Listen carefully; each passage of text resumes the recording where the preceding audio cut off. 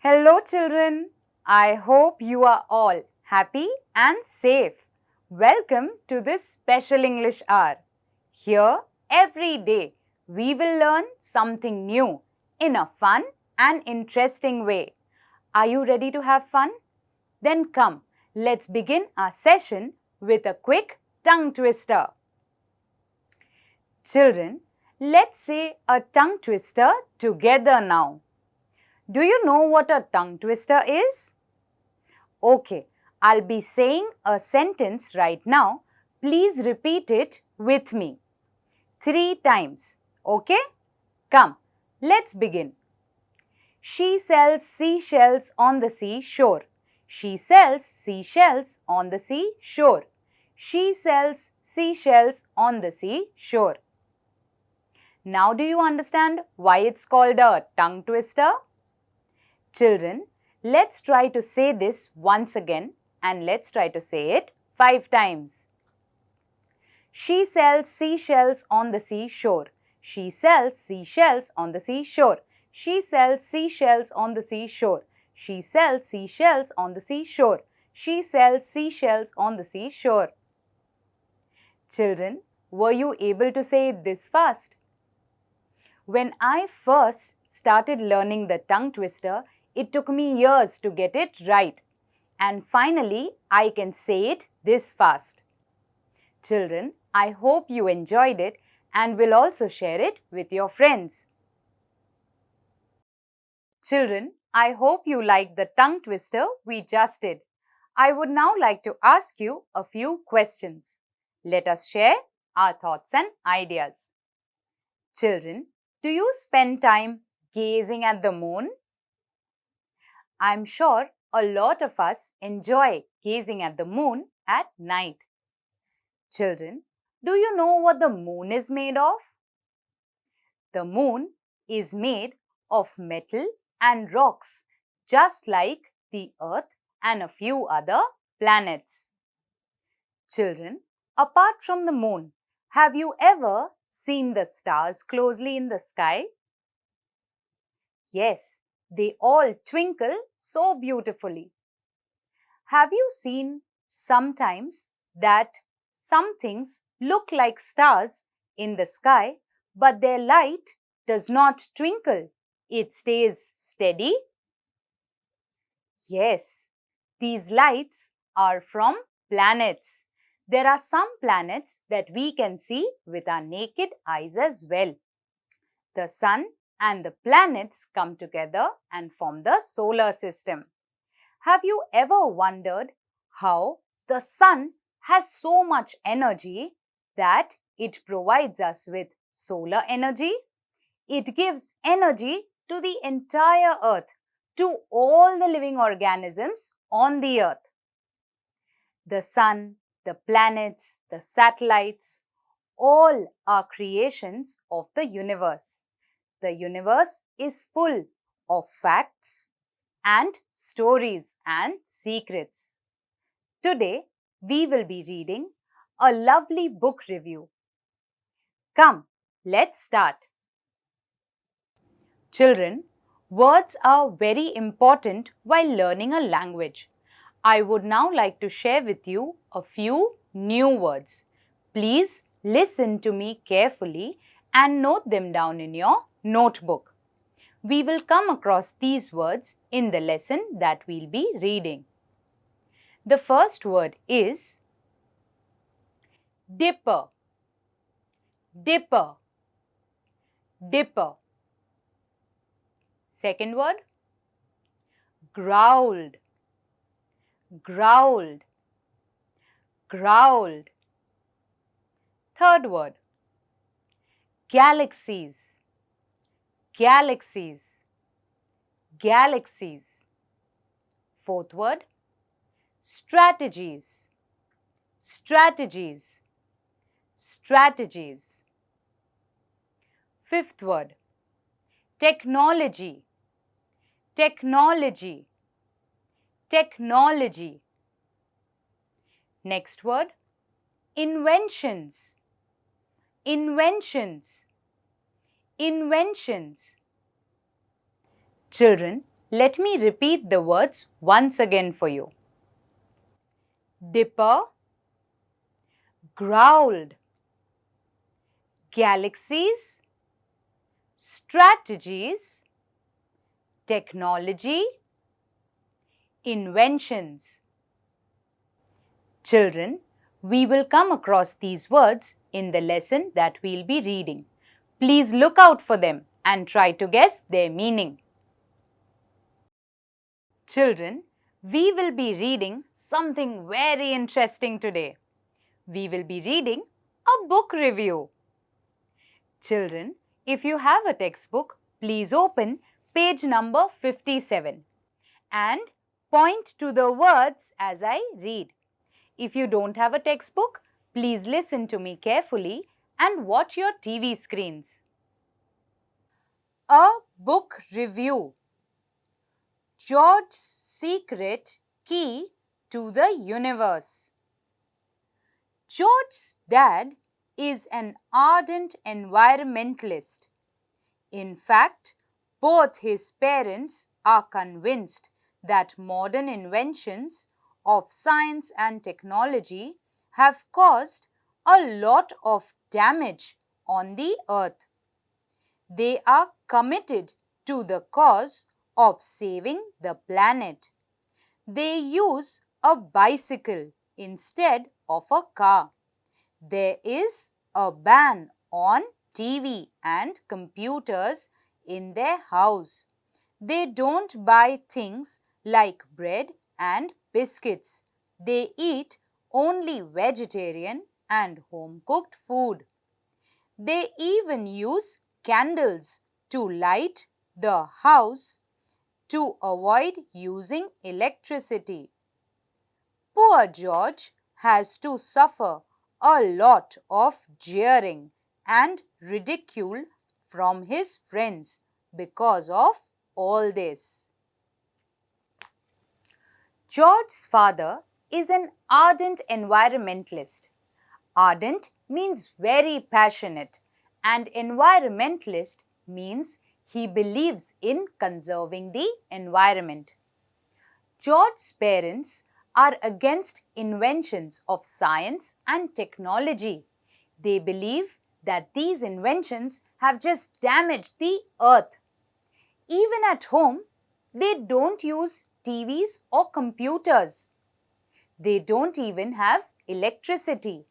They use candles to light up their home. They only eat vegetarian food. They don't buy products that are made in factories. Even to travel, they use cycles. They don't use a car. George faces a lot of ridicule and jeering at school. Jeering and ridicule means children at his school mock him and make fun of him. Actually, George doesn't think that either the TV or the computer is a bad thing. He has tried to tell his parents that it's possible to save the earth using computers and the internet. But no, in their house, there can't be any discussion on that issue. George always likes to know why. But who is to answer his questions? His parents think that he is still too young to understand global issues. George thinks differently. He thinks the TV, computer and internet are very important. They can help save the earth. But George's parents don't want any discussion on this topic at home. George has many questions, but who will answer his whys? George's parents think that he is still very young to understand global issues. One day, however, George unexpectedly acquires a new friend and next door neighbor, Annie. Annie's father, Eric, is a brilliant scientist and ever willing to answer all of George's questions. Eric has built a super intelligent computer named Cosmos. Cosmos has incredible powers. It can literally open windows on the universe and take you to any planet, star, comet, and even to a black hole. And of course, Cosmos can also bring you back from there. However, Cosmos depends entirely on the information that is fed into it by people like Eric, who do the research and thinking that can make Cosmos work. One day, George has a neighbor named Annie. Annie's father, Eric, is a scientist. He is ever willing to answer all of George's questions. Eric has built a supercomputer and its name is Cosmos. You know what Cosmos can do? Cosmos can take any of us to any star, planet, comet, or even the black hole and can bring us back from there. Cosmos is very intelligent. But do you know how Cosmos works? It is people like Eric, scientists who fill in research and data into it, because of which Cosmos is so intelligent. So who is operating Cosmos? It is scientists like Eric. Science can be used for a good cause, and a group of good scientists like Eric have vowed to use it for people's welfare. Unfortunately, there is one odd, angry scientist who wants to use science for his own selfish motives.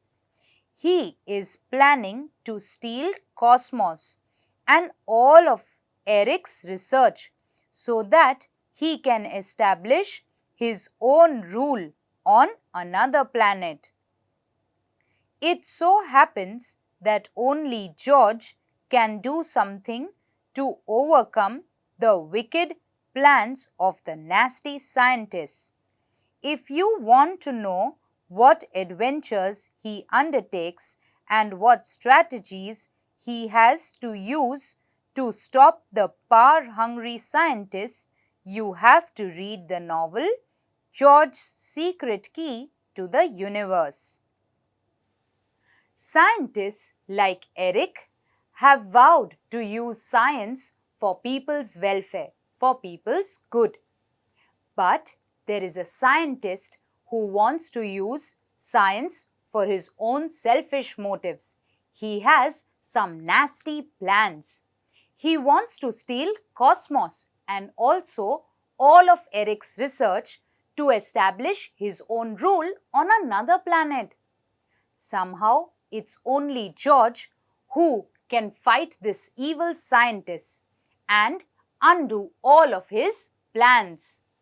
If you would like to know more about it, then you would need to read the story George's Secret Key to the Universe. The author of this wonderful adventure is Lucy Hawking. The story of the novel is imaginary, but it also includes plenty of charts, photographs, boxes that give you hard facts about our solar system, galaxies, space, and the whole universe. This information has been presented in a very simple, easy to understand manner by none other than Stephen Hawking, who is said to be one of the greatest scientists of our times. His achievements are all the more astounding as he is a victim of many physical ailments. He has to use a wheelchair to move about and uses a computerized voice system in order to speak. The story of Stephen Hawking's triumph over his physical disabilities is itself an inspiring adventure. The book includes very attractive and expressive sketches drawn by Gary Parsons. It is true that the excessive use of science and technology can give rise to certain problems. But turning away from technology is not the solution. That is why the Hawkings have given an important message in this book. More research, more studies, and a commitment to use them not for selfish gains but for the welfare of the entire living world. The book George's Secret Key to the Universe is written by Lucy Hawking. This book has been written in a very simple language for the ease of the reader. It has been presented with a lot of charts, facts, and photographs, and these have been put together by none other than Stephen Hawking.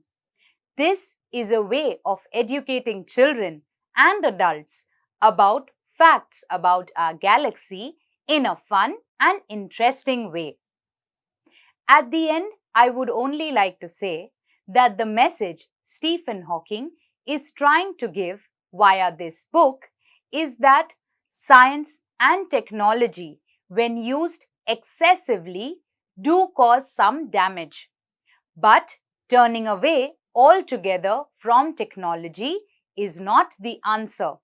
We need to conduct more studies, more research, and use technology in the interest of people's benefit and their welfare. Children, the universe is very big. It has lots of stories about it. The universe has planets, stars, comets, satellites, galaxies. It has lots of stories about it and lots of facts too. Children, I have a wonderful poem with me about the moon. Would you like to hear it? Then come, let's read. The Man in the Moon. The man in the moon, as he sails the sky, is a very remarkable skipper. But he made a mistake when he tried to take a drink of milk from the dipper.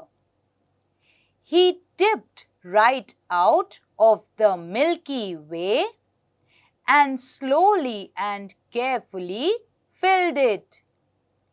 The big bear growled and the little bear howled and frightened him so that he spilled it. Children, in this poem, the poet is very imaginative. He makes up his own story about the man on the moon. He imagines that there is a man on the moon who is the skipper, that is, the captain of his own boat, which is sailing in the sky. The man on the moon tried to take a drink of milk from the dipper. Dipper is a container used to take milk. He dipped it right out of the Milky Way. The Milky Way is the name of a galaxy. The poet says that the man on the moon used the dipper, the vessel container, to take milk from the Milky Way. He slowly and carefully fills the dipper. But the big bear and the little bear growled and howled. The big bear and the little bear are both names of constellations. That is a group of stars. Frightened by their growling and howling, the man on the moon almost spilled the milk. Children, let's do a fun activity now. Now, on your screens, you will see a few sentences. After reading the sentences, you have to decide whether the sentence is a fact or is it imaginary. Would you like to give it a try? Then come, let's begin with an example. The first sentence is, there is a man in the moon. Is this a fact or is this imaginary? This is imaginary. So children, like this, you will see some more sentences on your screen. You need to write whether it's a fact or is it imaginary.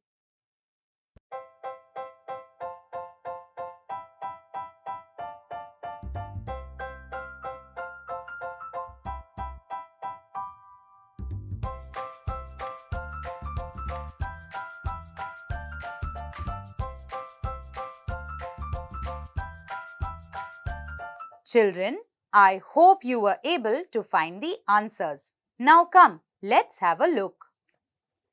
The moon sails across the sky. This is imaginary. The Milky Way contains milk. This is imaginary. You can fill the dipper in the sky with milk. This is imaginary. The big bear in the sky can growl. This is imaginary. There are a number of stars in the sky. This is a fact. Children, I hope you had fun in this activity.